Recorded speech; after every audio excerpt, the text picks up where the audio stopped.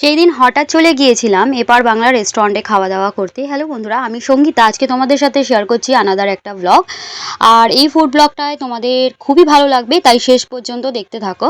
চলে এসেছি কালীঘাটের এপার বাংলা রেস্টুরেন্টে। এটা হচ্ছে একটা বাঙালি রেস্টুরেন্ট এবং এর ভেতরের অ্যাম্বিয়েন্সটা তোমরা একটু পরে নিজেরাই দেখে নাও। খুবই সুন্দর, অনেক শুনেছিলাম এখানে সুন্দর সুন্দর বাঙালিয়ানা খাবার পাওয়া যায় এবং খুবই রিজনেবল প্রাইসে। তো চলো, পকেট ফ্রেন্ডলি আর খাবার কিনা আর সেটা টেস্টটা সম্পর্কে যাচাই করার জন্য আজকে চলে এলাম। তো এটা হলো মেনু কার্ড। এদের এখানে মেনু কার্ড কিন্তু চেঞ্জ হতেই থাকে। সেই পুরানো নস্টালজিক ছোঁয়া কলকাতার ওই আধুনিক সমাজে এসেও আজকের পাওয়া যাচ্ছে, সেটা কিন্তু অবিশ্বাস্য। আর এখানের বোতলগুলো দেখতেই পাচ্ছ, খুবই সুন্দর। আর এখানে দেখো সেই গ্রামোফোন এগুলো থাকে না, সেই মানে পুরানো যুগের আদিম মানে সময় থেকে যেগুলো শোনা হতো, সেই ধরনের কিছু সাজসজ্জা এখানে বিদ্যমান। তো মেনু কার্ডটা তোমাদেরকে দেখানোর পরে অর্ডার করেছিলাম আমি স্টার্টারে প্রন কাটলেট। তো প্রন কাটলেটটার টেস্ট এক কথায় দুর্ধর্ষ। কাসুন্দি আর এই লাল লাল সসের সহযোগে একটা হালকা পেঁয়াজ দিয়ে খেতে দুর্ধর্ষ লাগছিল। ভিতরে একদম ঠাসা ঠাসা চিংড়ির পুর, আর ওপরের কোটিংটা ছিল একেবারেই পাতলা, খুবই ক্রিস্পি এবং ক্রাঞ্চি। আর দামটা একটু বেশি, তবে ঠিকঠাক আছে, 2 পিসের অনুযায়ী ঠিকঠাক আছে। মেনু কার্ডটা একটু চেক করে নিও। তো এবারে মেন কোর্সে অর্ডার করেছিলাম এখানে থালি, মাটন থালি। আর এখানে মিনি থালি কিন্তু তুমি পাবে না। মাটন থালি এখানে অর্ডার করেছিলাম। মাটন থালির মধ্যে ছিল ভাত, আর সব থেকে এখানে হাইলাইট যেটা ছিল, শাক ভাজা ছিল। ডিমের ভর্তাটা আলাদা, মানে ডিম বলছি সরি, এখানে হচ্ছে চিংড়ি মাছের ভর্তাটা আলাদা ছিল। মাটনে 2 পিস মাটন, সোনামুখ ডাল, ঝুড়ো আলু ভাজার পরিবর্তে এখানে এরা 5 মিশালি একটা ভাজা দিয়েছে, শাক ভাজা আর হচ্ছে আলু মাখা। আমি এর আগে অনেক জায়গায় খেয়েছি, কিন্তু এই শাক ভাজাটা পাইনি। এক এক জায়গায় এক এক রকম বিশেষত্ব থাকে। ভর্তাটাকে দেখে আমার আগে থেকে জিভ থেকে জল পড়ছিল, কারণ আমি চিংড়ি মাছ লাভার। তো হালকা করে ভাতটাকে ভেঙে নিয়ে একটু ডাল দিয়ে প্রথমে খেয়ে দেখলাম।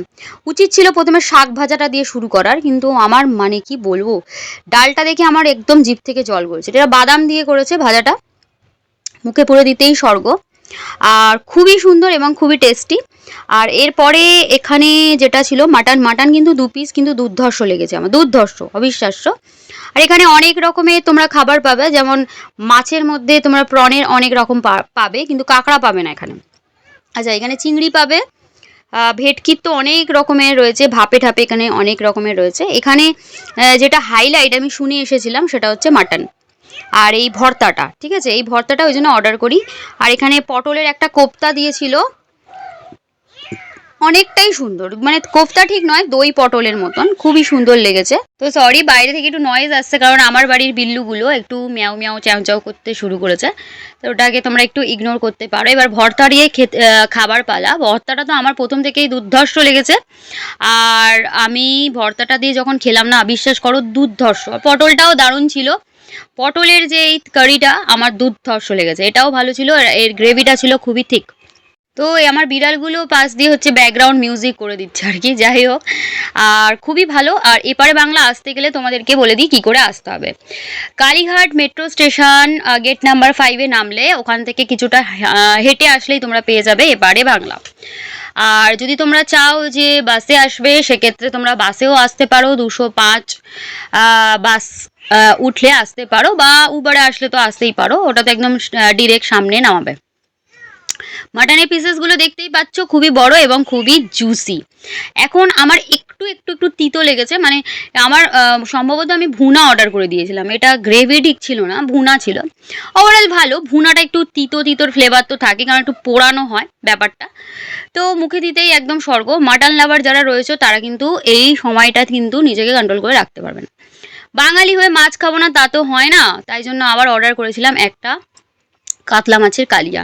সব থেকে আমার হাইলাইট লেগেছে কাতলা মাছের কালিয়া। 170 টাকা নিয়েছে, কিন্তু দুর্ধর্ষ ছিল, ফ্লেভারটা ছিল অসাম, অসাম, মানে কি বলবো, এত সুন্দর কাতলা মাছের কালিয়া আমি কোথাও খাইনি। আমার খুব ভালো লেগেছে। আর কাতলা মাছের পিসটা তো দেখতেই পাচ্ছ, একদম কথায় বলে বাঙালি হয়ে কাতলা মাছের পাতলা ঝাল খেতে, তাই না? কিন্তু মাঝে মাঝে একটু গ্রেভি ট্রাই করাও ভালো। যাই হোক, কাতলা মাছের কালিয়াটা আমার খুব ভালো লেগেছে। বন্ধুরা তোমরা প্লিজ আমাকে এইভাবেই সাপোর্ট করতে থাকো, আর এই ধরনের ভিডিও দেখতে চাইলে কিন্তু চ্যানেলটাকে সাবস্ক্রাইব করে পাশে থেকো।